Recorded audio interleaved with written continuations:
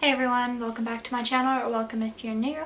Today's video is going to be about all the things I have been telling myself recently to try to keep myself calm during quarantine.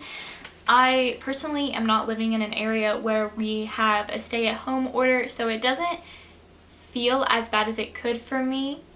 Like, we don't have as many restrictions as some states have, but we do have some restrictions.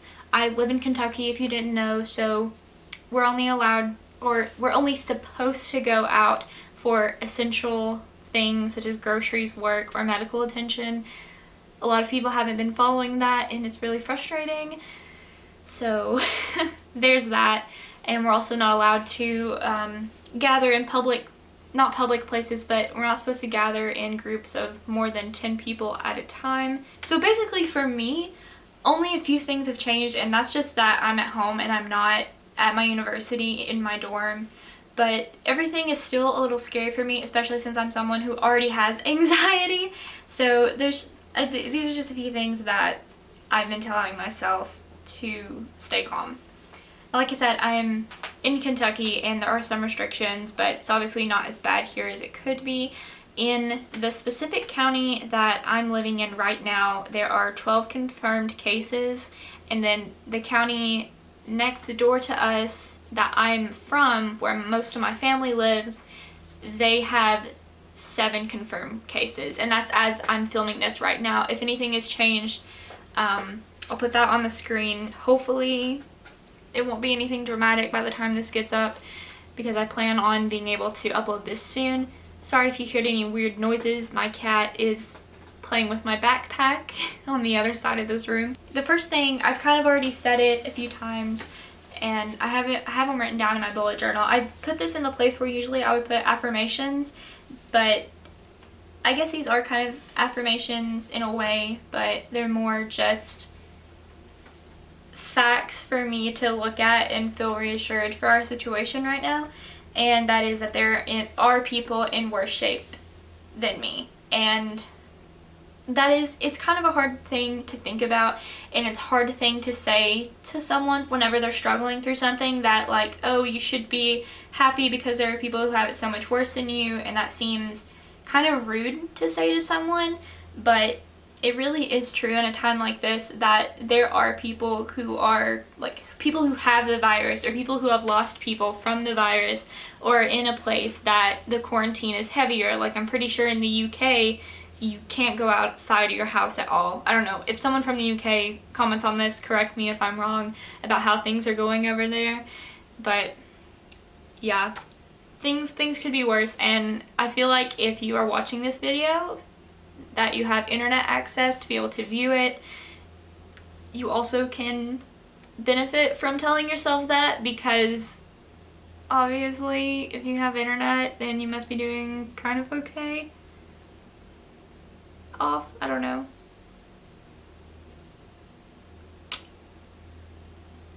Yeah, so I have a roof over my head. I have a hot spot. I don't have internet because I don't want to get into it.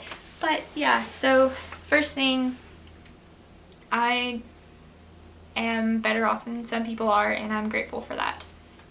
The second thing that is really crucial for me to remember, and it's something that people have mentioned on social media and also on the news and things like that, but it's that numbers are increasing, but it's not because social distancing isn't working. It's not because the virus is spreading worse. It really has to do with the tests available. So whenever you have a confirmed case, that obviously means that someone has been tested, and as more tests become available, more people will be confirmed to have the virus, and then the numbers go up.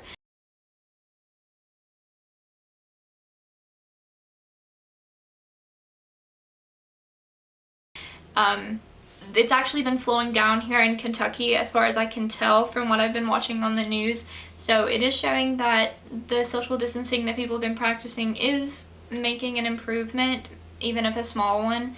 It still matters. And another thing, this is kind of late and it doesn't pertain to the situation as much now, but whenever we first started quarantine, even though the numbers kept going up, social distancing was working because like the symptoms take up to 14 days to show. So if you started social distancing and 14 days later you had the virus, it wasn't because social distancing wasn't working, it was just because you had the virus and you didn't know. So things like that kind of help. Obviously it's been way more than 14 days now. I feel like this is day 30, 33, 35 that we've been in quarantine. As I've already explained, it's not that rough here, but it has been 3 or 4 weeks since we haven't been in school, and it's been, I don't know how long since I've actually been at home. I'll throw that up on the screen. I'm throwing a lot of things up on the screen. Poor editing me is gonna hate me for this. But yeah, more cases will come up as more tests are available. It's not that things aren't working, hopefully. If it does get to that point, that's really scary, but I'm not going to think about that. I don't want to induce any more anxiety than I already have. And the final thing is really cliche, and a lot of people have been saying it, and I'm pretty sure that even the governor of Kentucky, he's been saying it on every live stream that he does, that we're in this together. And there's something really comforting about that, that it's not just something happening to an isolated area, it's all of us. We're all facing this new world together. Especially I've seen on all the comments online when people do the school vlogs now that they're taking classes online, that it's really helping other people, and it builds a sense of community, and one that I feel like YouTube hasn't had in a long time. And so it sucks that that sort of community is coming from such a tragic event in our lives, as like this is just, it's just crazy that there's a pandemic and this hasn't happened like ever in my lifetime. So yeah, it sucks, but we are in this together. We're all, even if we can't be together physically, we can still be together socially, online, through phone calls, through videos. And that's another thing. Social distancing doesn't mean that you have to completely cut yourself off. You need to be talking to your friends, your family, and everything. Just because, like, that's something humans need. The Homo sapien. I am a scientist now. That's just something we need, is social interaction. So if you haven't been checking in with your friends or your family, do so. It'll make you feel 100% better if you can just talk to somebody. I know that part of my depression, if I stop talking to people and just kind of cut myself off and isolate myself socially, it's a sign that things are getting worse. So just check in with yourself and make sure that you're doing okay. If you need someone to talk to, comment on this video, message me on Instagram, message me on Snapchat. Like, I'm here.